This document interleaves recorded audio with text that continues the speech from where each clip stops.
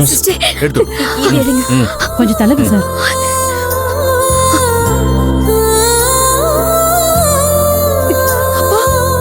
மாமா அப்பாவுக்கு ஒண்ணும் இல்லடா கண்ணுங்களா, யாரும் பதறாதீங்க. இல்லப்பா, ஒரு மாதிரி ஆயிடுச்சு. பிள்ளைங்கிட்ட சொல்லியா? எனக்கு எனக்கு ஒண்ணும் இல்லைன்னு சொல்லு. எப்படியா சொல்லுவேன்? நீங்க மண்டபத்திலிருந்து வந்ததிலிருந்து ஆஸ்பத்திரிக்கு வந்து இந்த நேரம் வரைக்கும் ஒரு நிமிஷம் கூட அவங்க அழுகிய நிறுத்தல. டாக்டர் வந்து சொல்ற வரைக்கும் என்ன ஆயிருமோ ஏதாயிருமோ நானே பயந்து போயிருந்தேன். அந்த பிள்ளைங்க எப்படியா இருப்பாங்க? கண்மணி, அழாத. ஐயாக்கு எதுவுமே ஆகல. நீயே பாக்குறல்ல, அவரு நல்லா தான் இருக்காரு. மடி கண்மணி, அப்பா சொல்றேன்ல, நீங்க அழுறத பார்த்தா எனக்கு எப்படிமா தாங்கும்? அப்பா, நீங்க திடீர்னு மயங்கி விழுந்ததும் என்னமோ ஏதோன்னு யோசிச்சிட்டேன்ப்பா. என்னம்மா நீ, உங்களெல்லாம் அனாதையா விட்டுட்டு போயிடுவேன்னு பயந்துட்டீங்களா? ஐயோ ஐயா, அப்பா ஏன் இப்படிலாம் பேசுறீங்க? உங்களுக்கு ஒன்றும் ஆகாதியா? டாக்டரே ஒன்றும் ஆகாதுன்னு சொல்லிட்டாங்க.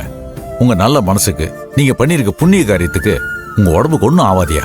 நீங்க 100 வயசு வரைக்கும் நல்லா இருப்பீங்க. சண்முகம், நான் 100 வருஷம்லாம் வாழணும்னு ஆசைப்பட்டதே இல்லையா? என்னைக்கு என் ஜானகி என்னை விட்டுட்டு போனாலோ அதுக்கப்புறம் என் வாழ்க்கையில எனக்கு பிடிப்பே போயிடுச்சு சண்முகம். அதுக்கப்புறம் நான் வாழ்வேன்னே நினைக்கல. இத்தனை வருஷமா நான் உயிரோட இருந்திருக்கேன்னா அதுக்கு காரணம் என் பொண்ணுங்க தாயா.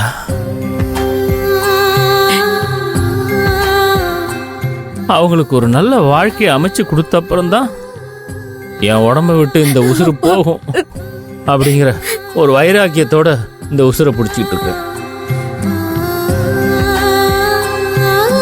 எப்படியோ தெரியல, நான் ஆசைப்பட்ட மாதிரியே என் பொண்ணுக்கு ஒரு நல்ல வரனா பார்த்து அமைச்சு கொடுத்துட்டேன். அவ சந்தோஷமா இருக்க போறான்னு ரொம்ப பெருமைப்பட்டேன். அந்த கடவுள் அந்த சமயமா பார்த்து கடைசி காலம் வந்துருச்சுன்னு சொல்லாம சொல்றான் போல இருக்கே. உலகத்தில் இருக்கிற எல்லா மனுஷங்களுக்கும் உசுரோட வாழணும் தான் ஆசை இருக்கும். ஆனா எனக்கு, நான் உசுரா நினைக்கிற என் பொண்ணுங்க நல்லா வாழணுங்கிறது மட்டும்தான் என்னோட ஆசை. அதனால தான் நான் மயங்கி விழுந்த அந்த சமயம் கூட என் உயிர் போயிடுமோன்னு நான் பயப்படல. எங்க எனக்கு ஏதாவது ஆகி என் பொண்ணுங்களுக்கு கிடைக்க வேண்டிய நல்ல வாழ்க்கை என்னால முடிச்சு போயிடுமோன்னு பயந்தேன். அதனால தான் என் மூச்சை இப்ப நிறுத்திடாதையா அப்படின்னு வேண்டிக்கிட்டே தாயா இங்க வந்த. என் வேண்டுதல கடவுள் காதுல வாங்கி என் பிள்ளைங்களோட வாழ்க்கைக்காகவாவது கடவுள் இறக்கப்பட்டு போடா இன்னும் கொஞ்ச நாள் வாழடான்னு என்னை வாழ வச்சிருக்கான்னு நினைக்கிறேன்.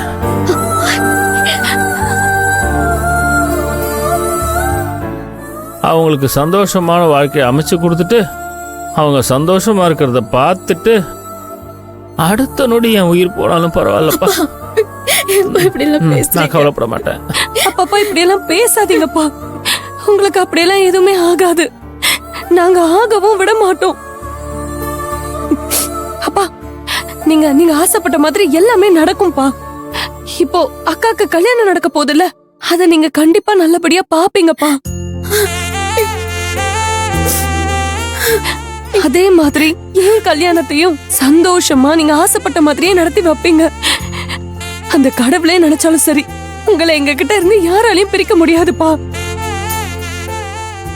மாமா, நீங்க சொன்ன மாதிரி அந்த கடவுளே நீங்க வாழணும்னு தான் நினைக்கிறாருன்னா அவர் நினைச்சதை மாத்திர சக்தி வேற யாருக்கும் கிடையாது. நீங்க இன்னும் ரொம்ப வருஷம் வாழ்வீங்க. உங்களுக்காக இல்லைனாலும் நீங்க உசுரா நேசிக்கிற உங்க பொண்ணுங்களுக்காக நீங்க வாழ்வீங்க. ஆமாயா, திருஷ்டி பட்ட மாதிரி ஏதேதோ நடந்து முடிஞ்சு போச்சு.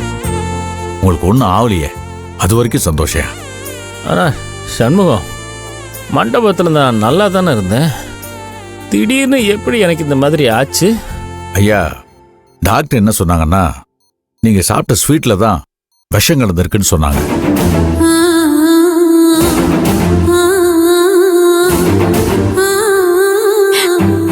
விஷமா? ஆமாங்கய்யா. என்ன நினைச்சுன்னு எனக்கு ஒன்றும் புரியலைங்க.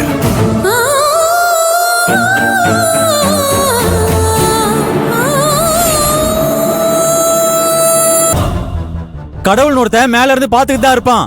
இங்க யார் தப்பு யார் சரின்னு அவனுக்கு தெரியும். தப்பு பண்ணாத எனக்கு நீங்க தண்டனை கொடுக்கலாம், ஆனா தப்பு பண்ணது யாரோ அவங்களுக்கு கடவுள் கண்டிப்பா தண்டனை கொடுக்கும். பிரபுன, இப்ப நீங்க எதுக்காக இப்படி மாத்தி மாத்தி மாத்தி நடிக்கிறீங்கன்னு எனக்கு தெரியல. கிச்சன்ல வச்சதானே கொஞ்ச நேரத்துக்கு முன்னாடி எல்லா உண்மையும் உங்க வாயால எங்க கிட்ட சொன்னீங்களே. இப்ப அதே வாயால எல்லாமே பொய்ன்னு சொல்லிட்டு இருக்கீங்க. எந்த விதத்துல இது நியாயம் ஆகும்? கையல் நியாயமா தான் கேக்குறாங்க. ஆனா இவரை உங்க கிட்ட இருந்து உயிரோட தப்பிக்கிறதுக்கு இப்படி ஏதோ ஒண்ணு மாத்தி பேசிதான் ஆகணும். கல்யாணத்தை நிறுத்தணும்னு நினைச்சது நீங்க தான். அதை நான் எங்க வேணாலும் அடிச்சு சொல்லுவேன். ஆனா ஸ்வீட்ல நீங்க மருந்து கலந்துருப்பீங்கன்னு நான் நம்ப மாட்டேன். ஏன்னா நான் பார்த்த வரைக்கும் நீங்க அந்த மாதிரி ஆள் கிடையாது. ஆனா இப்ப ஏன்னா நீங்க மாத்தி மாத்தி பேசிட்டு இருக்கீங்க? டே பிரபு, பாத்தியாடா என் தங்கச்சியா? எங்களுக்கு கெட்டது நினைச்ச உன்னை கூட அவங்கள எவ்வளவு நம்பரா பாடுறா. நீ ஸ்வீட்ல மருந்து கலந்திருக்க மாட்டேன்னு உனக்கு சர்டிபிகேட் கொடுக்கறாடா. அதாடா என் தங்கச்சி.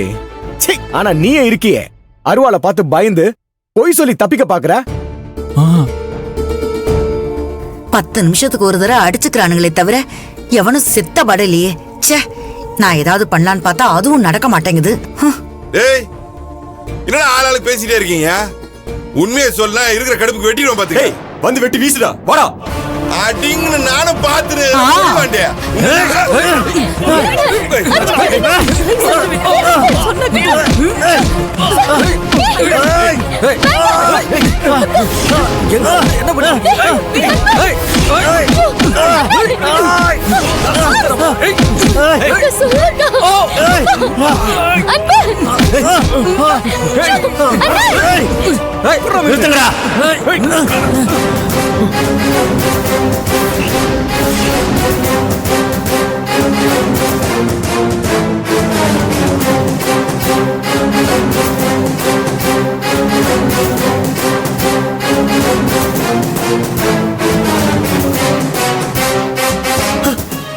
அப்பா, அப்பா, இப்ப எப்படி பாருக்கீங்க? உங்களுக்கு ஒண்ணும் இல்லல? அப்பா, மாமா, உங்களுக்கு ஒண்ணும் ஆகாது எனக்கு தெரியும் மாமா. அப்பாடா, இவருக்கு ஒன்னும் ஆகல. அது வரைக்கும் தப்பிச்சோம். கிழவன் பொட்டுன்னு போயிடுவான்னு பார்த்தா நெத்தியில வச்ச பொட்டு கூட கலையாம அப்படியே வந்து நிக்கிறான். இரும்பு மனுஷனா இருப்பானோ?